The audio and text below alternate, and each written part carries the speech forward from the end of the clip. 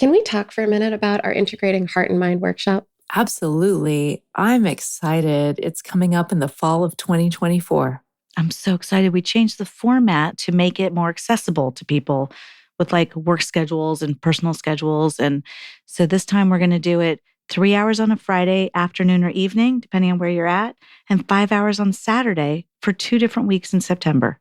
Yeah, and it's so great. Like if you're finding yourself stuck in like sticky bad patterns or having communication issues or something like that, or if you want to just like get closer and trust yourself or your partner more, this is the workshop for you. Yeah, and individuals are welcome, couples are welcome. If you're interested in really thinking through how to serve yourself well inside of your relationships, then we've built a workshop that will support you in finding the ways that are just right for you. To sign up, head over to our website at whydoesmypartner.com/events. We hope you'll join us. Welcome to the Why Doesn't My Partner podcast. I'm Jules. I'm Vicky. And I'm Rebecca. We're your hosts. We're also couples therapists and messy humans bumbling through our own relationships every day. We met through our training and practice of relational life therapy. Between us, we have more than 40 years of experience holding hard relational questions with our clients. We're going to bring those questions here. And together, we're going to take a stab at answering those questions. This podcast is not a substitute for therapy.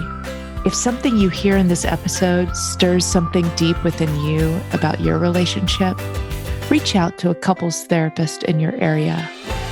We'd also love to hear your questions, so don't forget to go over to whydoesmypartner.com and leave us a question of your own. Here's today's question. Today's question is, why doesn't my partner accept our differences? I love your sad faces, Vicky. Every time. It's every time. Well, we are talking about the hard stuff. Yeah. Mhm. Yeah. Yeah, I have a lot of empathy. That's what it is. Sometimes too much. I'm boundaryless. You guys know that. That's my work. Differences are hard. Yeah. Yeah. And Yeah. annoying. That word just crossed my mind. And annoying. Well, Why and aren't they- you like me? Yeah, well, there's that, right? Yeah, right. Because if only you were like me. Well, one of my people said earlier today, like, God, if about their partner, like, if you were like me, this world would be pretty darn boring. People say that, but I kind of disagree. Like, I think it'd be wonderful if Gabe was more like me. I know everyone says it would be boring. I get it, but I don't think it would be that boring. No, but I think there's truth to both sides of it, There's right? the spice. Yeah. Yeah, well, the and spice. like, God, if my partner were really like me, there are things that wouldn't happen that Yes. do happen in our relationship, right? Like there are adventures we wouldn't have. There Yeah. are Mm-hmm. there are things I wouldn't need to confront. Mm-hmm. Yeah, actually. Mm-hmm. That's an interesting way to. I hadn't thought about that. Yeah. Right. Yeah. And like, is too much comfort in that kind of way? Like, is it, what is, Complacency. Mm-hmm. Well, there's a ton of comfort and not as much growth. And you know what? Differences are hard because it means, I might not get what I want in this moment, or it means that I have to accept that somebody, like some of it's, I love the question. I want to answer the question like so directly. So why does my partner not accept our differences or have trouble accepting our differences? Because they don't want to move to the grief of not really being deeply, fully understood. that grief? You haven't brought in I the brought grief again. I know. You haven't for a while though. You haven't. It was like all over season 1, and now here Okay, we are. we're bringing back it back, in the grief. guys. Grief. Look, there's something. Think about it as when you're kids, right? When you're a kid, when you're a little kid, like what would piss my daughter off more than just about anything in the world is if I didn't really deeply get her reality. It still does. I mean, in my body, it's very upsetting that But really, like the truth, I'm going to say this like existential truth. It feels, I don't know if it's like big T true. It's my big T true. No one is ever going to fully get me. Yeah. No one is ever going to really share my reality. And that is lonely sometimes. Yeah. And sometimes, in order to not have to face the loneliness full on, I'm going to become reactive to our differences. So I don't have to accept that we are different enough for us not to really like merge.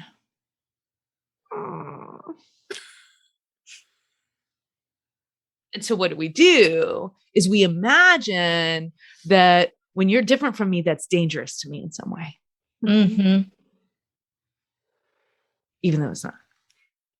You know, I'm sitting here and I'm thinking about people I work with Mm. and how their stories can end up on both sides of this. Like if I don't deal with the grief of it, then it's easier for me to be on the other side of that, right? Like you're describing. And then there's this other one, which is like, it's so much easier for me to focus on, well, maybe it's the same thing, but it's so much easier for me to focus on how hard it is and how much we don't have in common, because then I can justify the fact that this isn't working and I just need to move apart. Yeah. Rather than rumble through the friction moment or really tolerate that there are differences and trying to find a way to connect in safety through that without having to change you. I can have connection with you even if you're different than me. Yeah.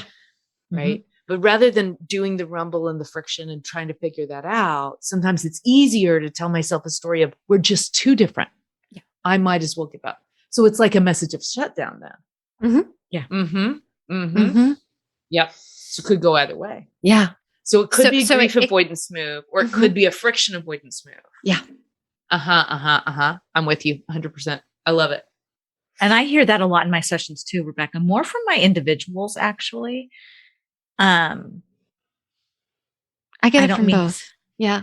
And I don't mean to sound harsh, but the individuals, it typically in my office is being used as an easy out. Well, we're just too different. We're just too different. I will say, honestly, Gabe and I are so different that I always am like, no. My husband and I are totally We're different so from each other. different. We're super, super, super different. You can clearly make it work anyway. Right? Oh, you win, I think, in the longevity of marriage category. We're only 15 years in. So are we. 2006. So are we. What? We are all the same. We just celebrated 15 years. I love it. That's 2006 Awesome. was a I big didn't know year. that about us. right. I feel like I'm not totally surprised. So I think I knew it was at least one of you with me. I didn't know it was both of you, and I don't know which one I knew it was. So Oh my God, that's I brilliant. didn't So here we are in these marriages with people who are really different than us and trying to figure out ways of connecting through the differences. And there are ways, but you have to feel safe with the fact that there's differences. Yeah.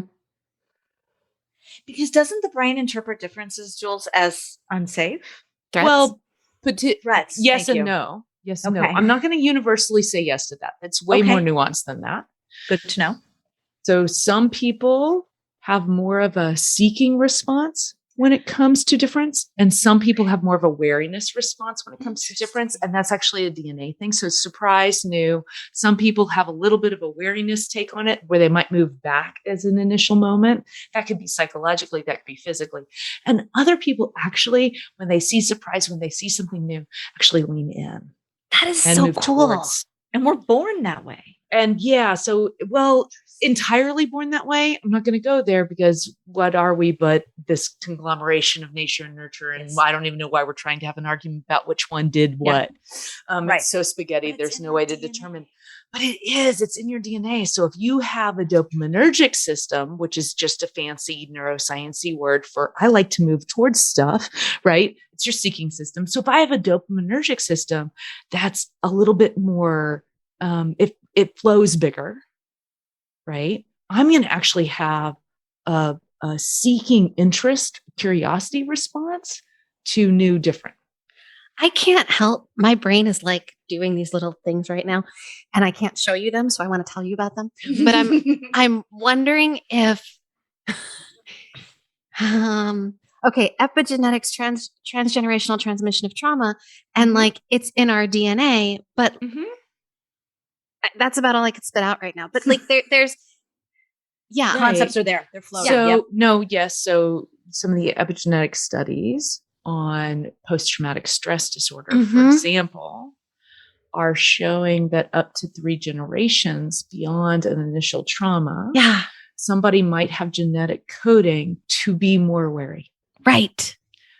right? So Like that I'm would, thinking but of those that has mice to do with a studies. Yeah. different. That has to do with a different pathway, right? So Okay. the dopaminergic pathway, which is about seeking, is completely different than the one that's high on wariness. So you could have high seeking and high wariness in one brain. They're two different things. And yet the Whoa, whoa, science is whoa. the science Right, is still so new. Like It's we're still so new. still learning. So the pathways in your brain, and it's not just one pathway, but it's a lot of different stuff that might make you a little bit more leaning towards wariness, a little bit towards a reserve. It's a completely separate system than the one that would be about moving towards. And so you can That's so actually have cool. both of them at the same time. Say, Some so of it's that's not either DNA, or. but it's not either or. You could have high seeking, low wariness, which would make you more of a daredevil, or you could have high wariness, low seeking, which would probably make you more introverted or shy. Or you could have middle of both, or anywhere in between, high of both, low of both. Yeah. So it's very complicated. And don't forget, you also lived all of these experiences. So Yeah. what if you have a Yeah. high seeking system, but that got you into physical danger a lot? You may have tried to thwart your own system. So let's not get into the weeds here and think that it's just Right. like it's this or it's that. Yeah. BS. Okay. Right? Yeah. It's not that simple. But I do think that when it comes to differences, when we're saying, "Oh, don't we have a threat response to differences?" Well, maybe you do. Yeah. And I wonder if you could do a U-turn and be curious about that. Yeah. Mhm. Absolutely. Do you have an automatic I just want to story hold about this what that means? right here for a minute because do the U-turn, be curious about what your story is. And that same curiosity is, I think, the stuff that gets us out of the weeds here altogether as a couple. Absolutely. Right? Because what's going to get us in trouble is being right.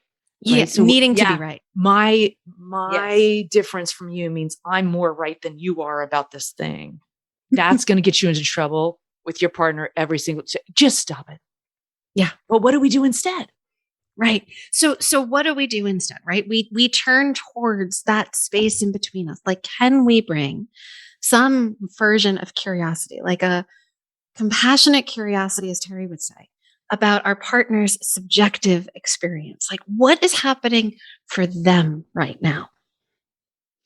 Mm-hmm. What's their story? If I can start to lean in and understand their story, that might bring us the relief of connection. It doesn't mean that my story's wrong, right? It just means that now I'm starting to understand and know, right? We're back to that existential piece there, Jules. Now I'm starting to know my partner a little bit better. a tiny bit. Yeah. Right. And we have to have good boundaries to do this. Because if we don't have a way to hold that your experience is Doesn't very devalue mine. it doesn't devalue mine. It's very interesting to me because I care about you. If we can't hold that psychologically in the moment, Yep. right, we're going to move into threat potentially. Yeah. And then I can't do connection and threat at the same time. Right. It just doesn't work. And I do think that sometimes pride is what gets in the way. We dig in. I don't want to see it your way. Gabe and I were in a fight once. I don't remember the details. And in a snarky way, my brain went to like, I wonder what's going on for him right now. And I kid you guys not, right when that question crossed my mind, everything shifted for me. And I literally went to, I wonder what's going on for him right now. This is brilliant. So really, this is an exercise in empathy to be really clear about it. Yeah.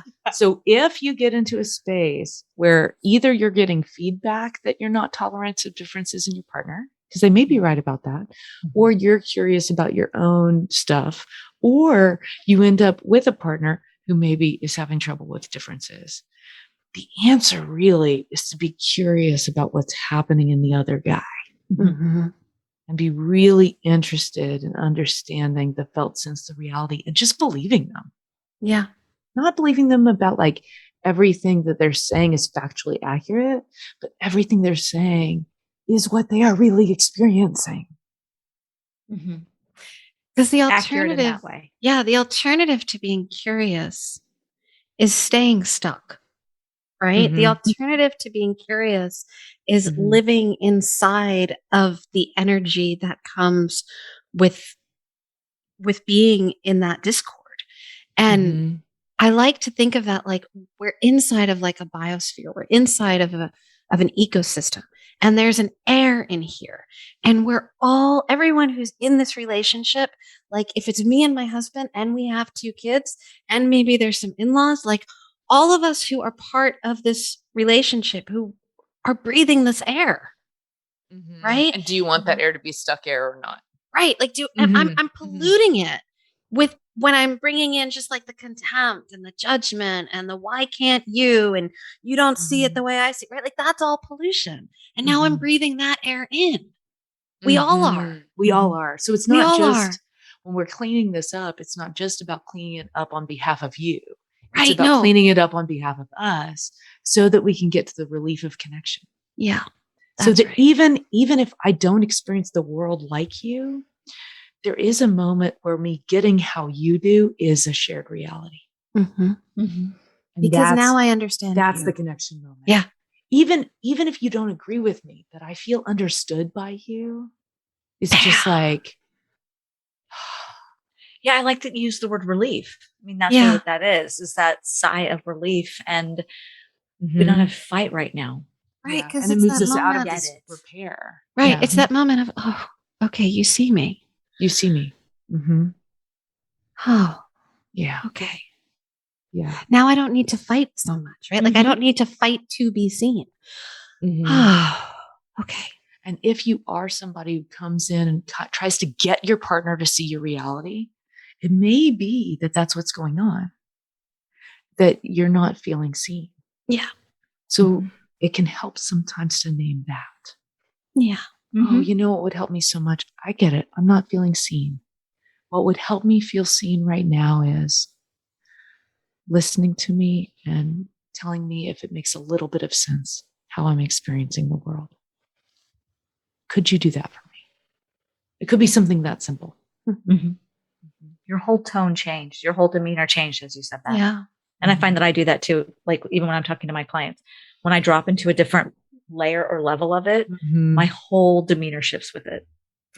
And I think there's an element in here with learning to accept differences that also leans in. I'm just thinking of this right now. That also leans into making direct requests. Like my partner and I have different ways of working through things sometimes, really different ways. And one of the best ways for me to feel seen is for me to tell him what I need. Like I'm in my head right now in a particular way. And what I could really use is if you could hold me or right. Like there's something that I can directly ask for. And then it's easy for him. Like I've taken all the guesswork out of it. And we are different. And he wouldn't put 2 and 2 together because in his mind, that isn't the same math as it is in mine. Yeah. Yeah. Because you're not asking him to read your mind. Yeah. So it's like you're helping him to help you. Yeah, exactly. Yeah. Yeah. So, yeah, let's leave it. Let's leave it right there. All right. Take care of each other the best you can, guys. Bye-bye. Take care. That wraps up this week's episode. Join us again next week for another Why Does My Partner? We hope that you continue to listen wherever you get your audio and that you'll follow the show. To go deeper, join us at our boot camp. You'll find the next date at whydoesmypartner.com. Did you know you could ask us your question? Your questions are relational gold. Go to whydoesmypartner.com to either write in or record your question for a future episode.